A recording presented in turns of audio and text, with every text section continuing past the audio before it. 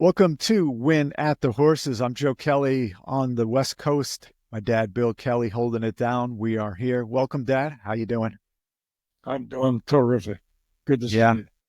Well, what's temperature out there? It's in the 70s. Oh, I'm asking because we'll be joining you out there in 13 or so days. Pretty warm. You won't Oh, need any coats. yeah. Yeah. Last year I didn't bring a coat, and I brought a light thing, but it was chilly for Okay. Vegas, I guess. Yeah. Yeah. I remember. Yep. So we've got big day of racing at three of the major tracks. We're going to start things off with the big 3-year-old race on the road to the Kentucky Derby, the Triple Crown. We've got the Fountain of Youth, race number 13, which is it's a mile and a 16th, right? Mile and 60, correct. Yeah. When you see these 3-year-olds extending themselves this far, some of them haven't even, gone with a route at all. What are you particularly looking for? The problem with Gulfstream is one, it's very speed favoring. Doesn't like coming from way back. So the first thing you need to look at is horses' profile. How have they been running? In my case, I look at their genetics to see if they're conducive to extending out from the sprints. Most of them are running sprints up into this race. The other problem with Gulfstream is that the first turn in these races come up very quickly, and the outside horses are at a disadvantage. So the inside horses really have an advantage just from the way the configuration of the track. That being said, it really comes down to at this time of year trying to figure out who's in form and forget about the fact that whether they can stretch out to 10 furlongs or anything else. Really concentrate on what they're doing this particular day. So your top choice is Burnham Square, right, with Ian Wilkes? Oh yeah. Now, well, let me put a disclaimer. All these picks that we have here are more identifying the contenders because I don't have the morning line odds at all, and so that I was kind of, they're containers, horses to look at, and I was surprised, and I'm not sure how this particular horse is a gelding, which is again looking towards the Kentucky Derby. I think there's been one thing in the history of the Derby to win, right? I think. Funny side. Yeah, I know. there was another one too, and that wasn't one of Baffert's horses. Yeah. Is that the one who won the Hawthorne race? I'm not sure. This horse won the first two legs and then came into the Belmont and I think broke down. Never. Yeah, charismatic. No? Right. Yeah, that was Chris Antley aboard. Yeah. Right. Yeah. So in any event, those are some things to keep in mind. How'd you see this race? I'm kind of like wait and see on these horses, so I don't really have a strong handle on it. But I went against your inside and the guy riding. My top choice was Keep It Easy with the Dale Roman horse, who had a good run first time Lannery was aboard last time. Stretching Out, which Dale Romans does particularly well. A lot of people, it's funny when Dale Roman started the Gulfstream meet, everybody was kind of down on him. He's winning at 31%. So yeah, he's had an in and out career. I mean, he's been down for several years. Usually, it comes up with a good horse, but he knows how to train. That's not the thing. But Gulfstream is not his big trick. I mean, he's still a Kentucky trainer. Churchill Downs, etc., are important. But you'll have to remind me who's the six in this race. It's the Pletcher horse, River Thames Velasquez. You can't fault This horse, I think, in looking at it, really is probably my pick in the race. Okay. At this point, looking Right. at that horse. And who's the two? Sovereignty coming off the bench for Mott and Alvarado. Yeah, he is a definite contender also. I mean, the 6 and the 2, I think, are the two prime picks in the race. And who's the 8? I'm sorry, I don't. No. I just pulled up Who's the race 14. Yeah. All right, we're gonna move along to race 14, the Mac Okay. Diarmida Stakes, which is a 1.3 mile ace on the turf at Gulfstream, and hopefully weather cooperates. When you're looking at a marathon race like this, The weather looks to be good. no, I was saying What's the for a 1.3 mile ace. So do you look for a horse was completed somewhere competitively in a race of length like that? Yeah, you look for somebody that, yeah, it's funny. The longer the races, the marathon type of races, I find that early pace, the ability to gallop along and keep a steady pace is very, very important in these races. You would think the longer distance would favor come from behind horses, but I find that's not very, necessary. So to me, the first thing is to find horses that have run the distance or further. Okay. So your top pick, the number 12 Dashman, definitely in great form and has that running style you spoke of. Yeah. And being close there. And at this distance, you would think that there's enough time to get, if you got forward enough, you should be able to, even though it's wide, be able to handle it. But that's a concern. I mean, the fact that he's in post 12. Yeah. So, Luis Saez jumps aboard. So, you not only get you'll get a good ride out of that. I went with the number 7 the second time, Kalick, with Jose D'Angelo and Dylan Davis, who's really going up another level in his riding. Yeah. He is. I number of picks throughout the day. I think there was one race where I hided the switch from, I forgot what the jockey was, but to Davis really stands out to me. Okay. He's definitely on the top 5. I think at Gulfstream right now, Irad, and Davis and Tyler Gaffalione, right? We're following. Some reason I can't. You put. Yeah, and let me see if I can. Go ahead. Yeah, I'm looking over your choices right here. I'll riff on what maybe refresh your mind here. We had your second pick. Well, you mentioned the Ortiz brothers, Irad and Todd Pletcher with Grand Sonata, which definitely will be probably the top choice or maybe the second best. How has Pletcher been doing? I mean, for some reason I kind of think he's been cold over the last. I don't have the figures in front of me, but my impression is he hasn't been very hot. He's a guy who, I remember one time up at Saratoga for 2-year-olds, which you always thought, he's one of the top. He really almost got shut out during one of the summer meets. But I haven't followed enough of Gulfstream like every day as far as knowing what he's been up to. But, the past performance, this horse has won this level before, and distance shouldn't be a problem.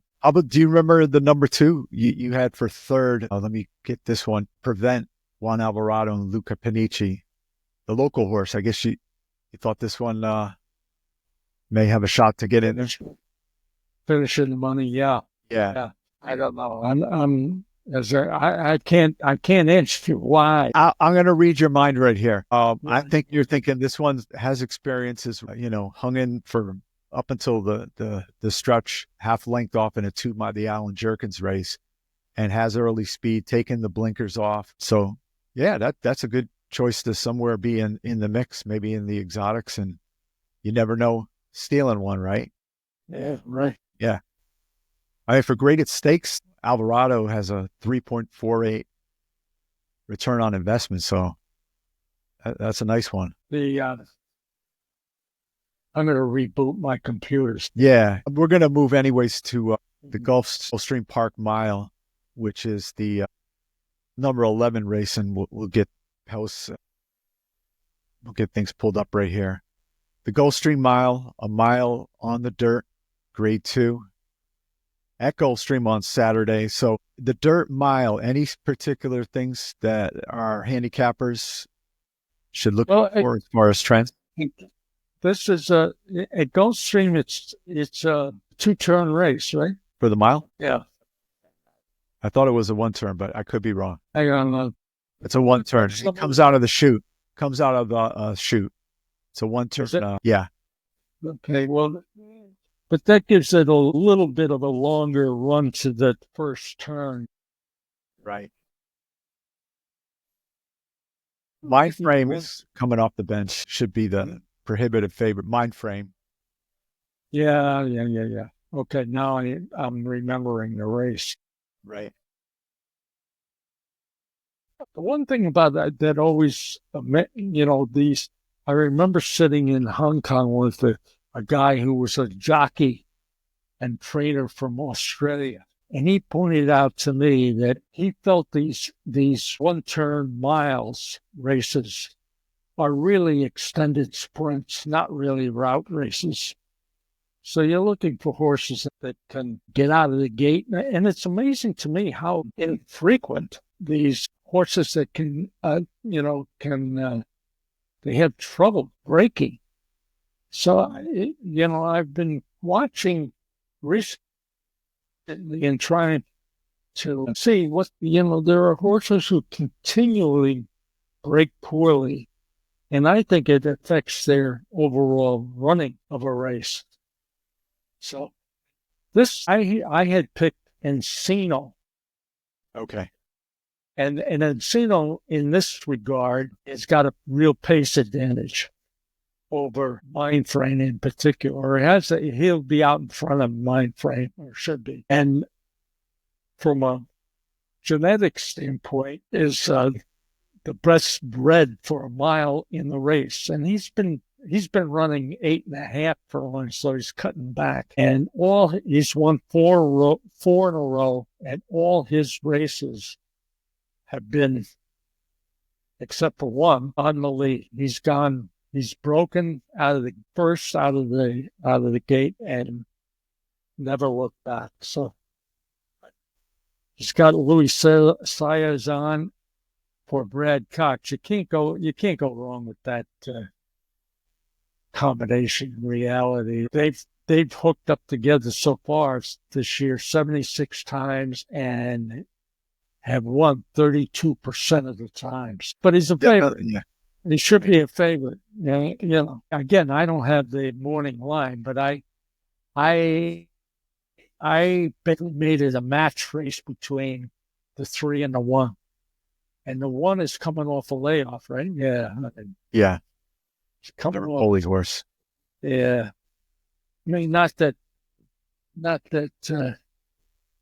Pletcher can't get him tuned up, but I would think that this particular race is not the race that they're gunning for. I mean, the Mind Frame is a grade 1 winner, he's a grade 1 place horse, and Encino is a grade 3 winner. Again, he's run 5 times, finished first 4 times, so certainly knows where the wire is. How'd you see? Well, I do have a price in there, the 5 Counter Spy, who coming second off the layoff, will show speed as well. Always winner place. I had him as in the money horse. Okay, so we're thinking alike on that one. Yeah, absolutely.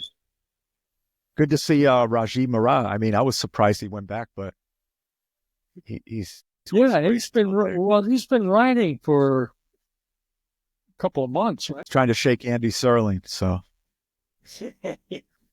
I'm just kidding, Andy. Yeah.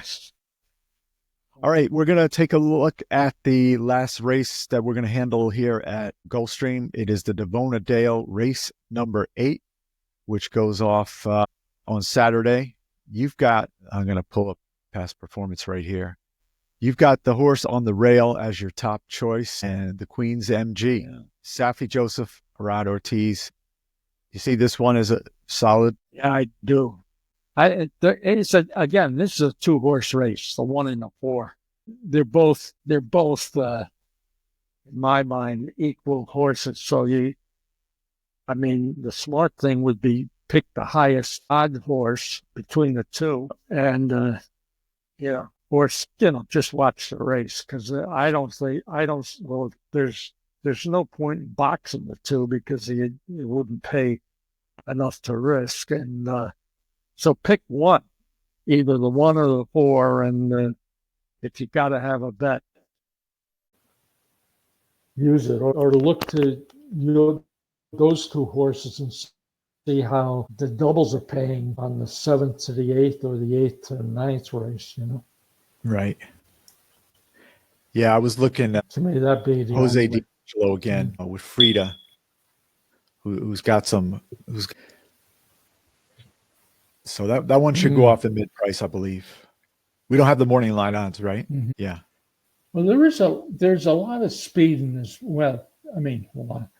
There is a number of horses that the 1, the 2, and the 5 are horses that will want to be close on or close to the lead. So that would, the 4 is going to have a good setup. It's sitting right behind those 3 horses. And again, to me, it's a non-betting race, because I still think it's either the 1 or the 4 will win. We've got the same horses, just a little jumbled order. So, Yeah. Let's move over. I have the 2 as my 3rd horse there, but again, to me, it's a 2-horse race for a win. All right, we're going to take a look at 2 races over at Aqueduct on Saturday. Fillies, 3-year-olds, and also the Colts, 3-year-olds. So first off, we'll look at the Busher, which is race number 8 over at Aqueduct. And looking at you for, we're thinking totally different on this race. So let's hear first. You got well, who did you have? I see. I went on the rail, Rudy Brissett with Liam in the dust, putting on the blinkers, coming in off of a break. So Rudy's put this horse in some tougher spots before. We'll have to see how he's got this one ready for first start as a 3-year-old, or her as a 3-year-old. I'm sorry. Yeah. How about yourself? Well, the 4 is, looking at it, I saw the 4 as in my I'm sorry, I clicked the wrong thing, and consequently, the 4 has top pace, top win percentage, top SOR, the strength of race, top in the Equinedge's picks, and top the estimated morning line. So again, I don't have the morning line, but the value in this race is the 4. According to my thing. And look, you got Cox and Franco, who have been together in 168 races and won 31% of the time. Well, you're not going to get any better than that, to me. And the other horse, of course, is the 5, which is Linda Rice's horse, right? Yeah. With no, the 5 is with Eddie Keneally and Kendrick Carmouche. Sand Devil? No, Sand Devil is Rice and Lascano. Both of these horses, the 4 and the 5, are New York breds, which is, stepping up. The 5 has actually won a stronger race than the 4. So again, this race is coming down to kind of a 2-horse race. I see your But nickname there. Huh? Yeah. Busher Bill. No, I'm saying that. I'm just joking. Your nickname there said Busher Bill. Yeah. I don't know about that. No, but I think that, it's where's Busher Bill come from? Well, I think we're on 2 different races. Race 8 is the Gotham. I mean, anything can happen in these races. The 2 strong horses are the 4 and the 5. Mm-hmm. And your top pick is the 3. Who's your top pick? Yeah, actually for the Gotham. Yeah. You're a 25-1 shot? Yeah, can't go wrong there. The only problem with that is that horse will be coming from the back, right? Yeah, should be, unless putting on blinkers, but still, it will most likely be coming from behind. Yeah, I mean, he's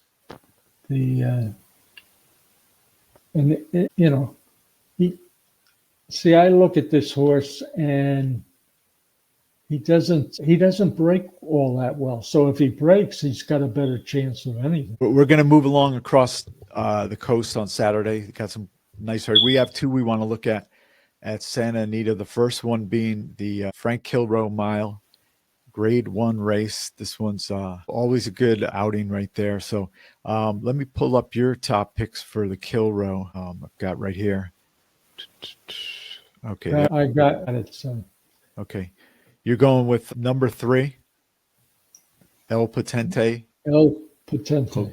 Something like that. Hector Barrio. I'll tell you what, yeah, you just hit why I'm on that horse. You look at when you look at the race, right? It's a mile on the turf, and the horses to consider are, to me, the 1 with Pratt, the 3 with Barrios, and Barrios is so hot on the turf right now out there, and the 7, which is D'Amato, So those, I think, out of those 3 horses, the 1, the 3, and the 7, you have the winner. Yeah, I like the 7. Just has been working lights out and has had a lot of is coming off an extended break. But Antonio Frezzo is good on the turf as well, right? Oh yeah, and he's been kind of the go-to rider for D'Amato at Santa Anita in the last couple of months. Let's see, they've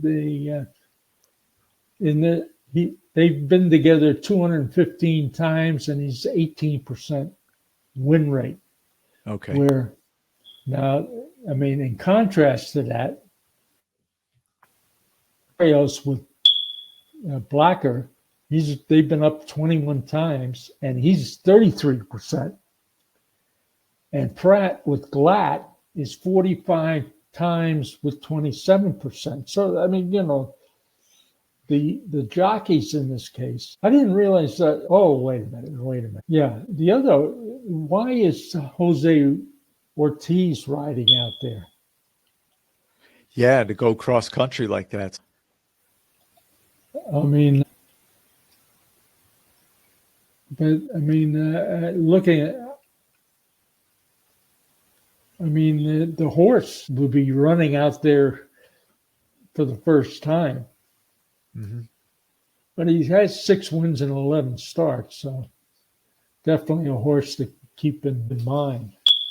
There used to be a trend that Eastern turf horses going out to Santa Anita did real well, and vice versa, dirt from the west to the east. I don't know if that holds still anymore, but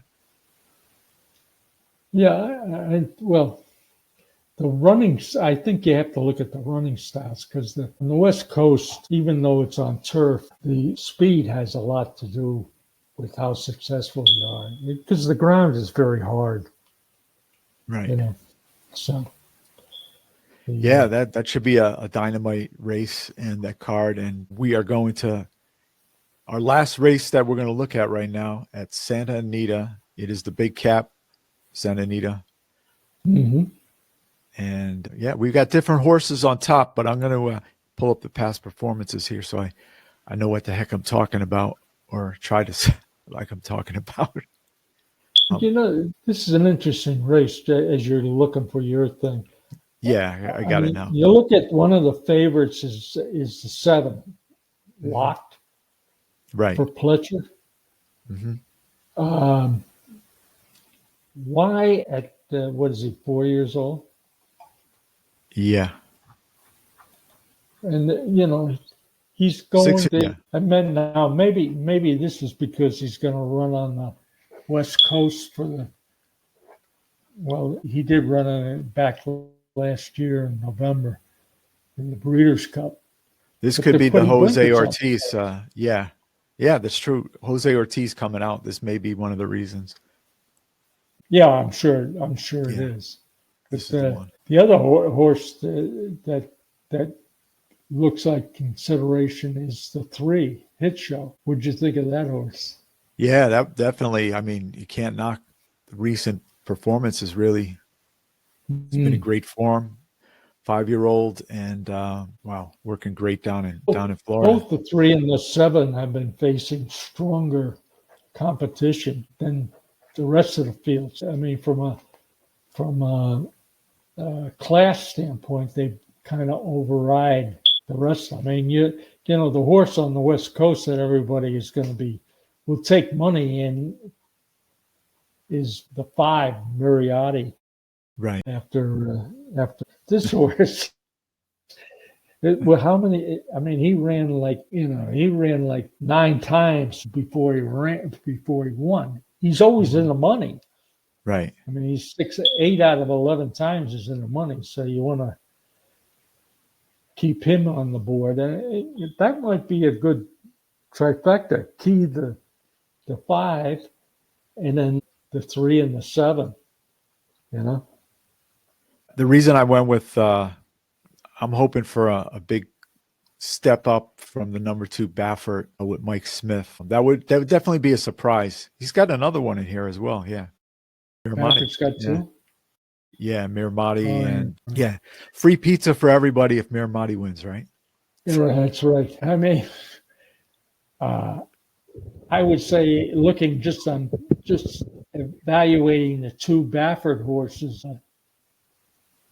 that the 5 having J.J. Hernandez on, and he's jumping off the 2 to ride here. I think that's a good indication that horse is. Well, again, I think it's a in the money type of horse, not necessarily the win. The horse Hit Show should be the favorite. Right. So, I hate to say it, but the favorites at Santa Anita are running 48%. 48% winning. All distances and surfaces, or just for this total? type? Yeah. Right. Wow. Yeah. I mean, the first thing you want to look to is who the hell is the favorite. Yeah. Yeah, that's definitely. Well, maybe that'll turn by the time NHC. Well, and this is interesting. 7, the Lock, is actually the morning line favorite, 3-2, versus Hit Show 5-2. Here's a question: how does Santa Anita have morning line odds when they're usually way behind the other tracks? Yeah, well, I think what happens is they've been booking the posts and everything earlier than they normally. Well, they only run 3 times a week, so it's right. It's not. And the other thing is the morning line guy is Siegel. Oh, okay, yeah. So I mean, not Siegel, that. Not that. Who was it doing before? John White. Yeah, John White. I mean, he was excellent too. So right. Just looking at the favorite, you got to say that 7 is probably even though he's coming from, where was he working out? Yeah, he's coming from Florida and working out in Florida. So Definitely all things will be cranked with this one. it, so it should be a good show between the two of them. I would think.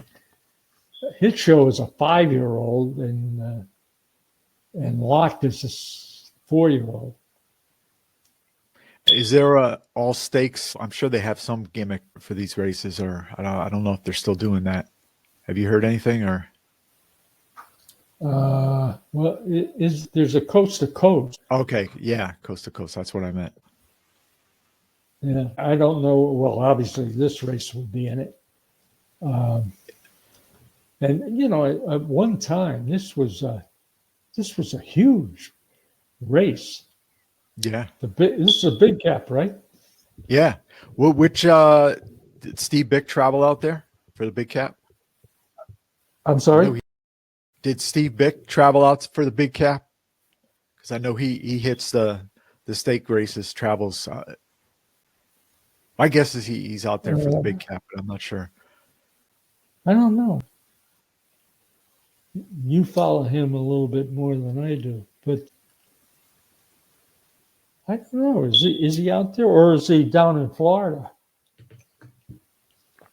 Yeah, I don't think he's at Aqueduct. No, I don't think so. Not for this race. Yeah, Yeah. of the two. Yeah. Well, we'll just have to find out. Plug for Steve Bick, the local guy. Well, we'll see. We'll see him next a couple of weeks, right? Yeah. Right. Yeah. Yeah. He'll be here. Right. Plus everybody else. Yeah, that's we're next week we're going to have a NHC preview with Bill Kelley and myself, Joe Kelley, and we're going to have Eric Gelata on, who we happened to meet up last year and sat at the table together, and he's a veteran of the NHC. I think this is like his 8th time qualifying. So, yeah, really good handicapper. Yeah, he knows his stuff as far as tournaments as well.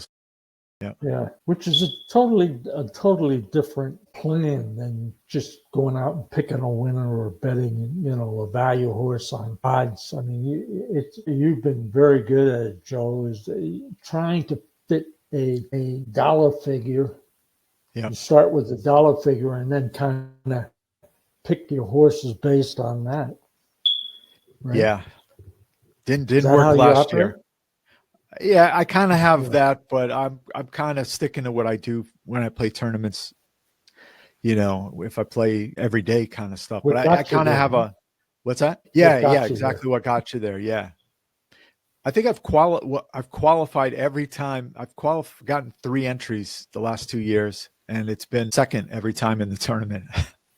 So yeah.